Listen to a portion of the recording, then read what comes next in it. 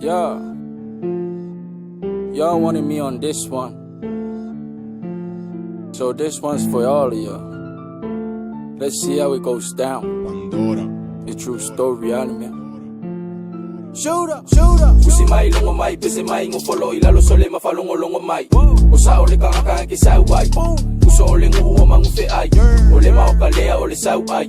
Elava makoko me e fai ai. Oka me ki foi e fai me mafai. Be fa mai o se fala vela veka uaku e kalisa bai. Mali e kele foi ole kele fongi. Kele o kanga kalea uo omi. Fika mai kanana fika peo sa masongi ai. O solo le mea ole ma akongi fesili. Ai se a ea. Sau ole kalifai mai ele kea. Sau ole kalafai mai ku pea la file malo vale ali le valea. Oia wafa ake ia. Oka ikangei lea sa fie fia. Yake oe sole kele kauria. Eva ai le masawola usui kia. Kala ku usa o kelea mga ia. Kala ngoa ile maso se ele mga omia. Kangoy lau pepa koe foile a. Unga koe fai le su enga ngai le pasia. Yoe pesele ngei mole au fai kala. Fa apea male au loko le anga. E ko aku ayola upulo. Yake o ko se fa afekai kele lava. Makua ifuli e fai. Sole se au wale fa vai. Sikai ni mai ngei se e pei o se a ai. Umai fo makua ipu o le tai. Usi mai longo mai, pese mai ngo follow ilalo sole mafalongo longo mai. Osa ole kanga ki sa wai. Uso ole ngo mangu fe ai. Ole ma okalea ole sa ai. Elava makoko me e fai ai. Oka me ki foi e fai me mafai. Be fa mai o se fala vela veka uaku e kalisa pai. Pea sa kayo ile suka molo ongo le fia va ai le makai. Ai pea uma oko ilunga ole olo ongo ole kupe male akamai.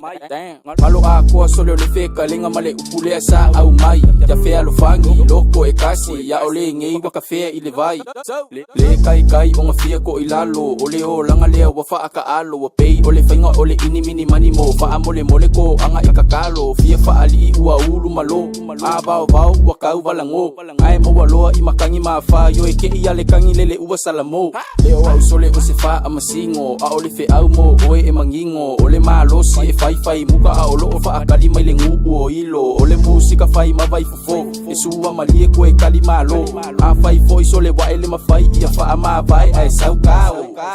Usi mai longo mai, pese mai ngo follow ilalo sole mafalongo longo mai. Osa ole kanga ki sa wai. Uso ole ngo mangu fe ai.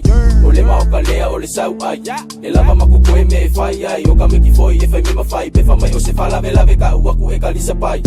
Usi mai longo mai, pese mai ngo follow ilalo sole mafalongo longo mai. Osa ole kanga ki sa wai.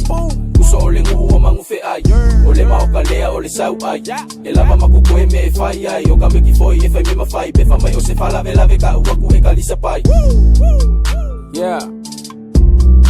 Never look down on anybody. Only God sits that high. It's your boy Shooter. Let's go.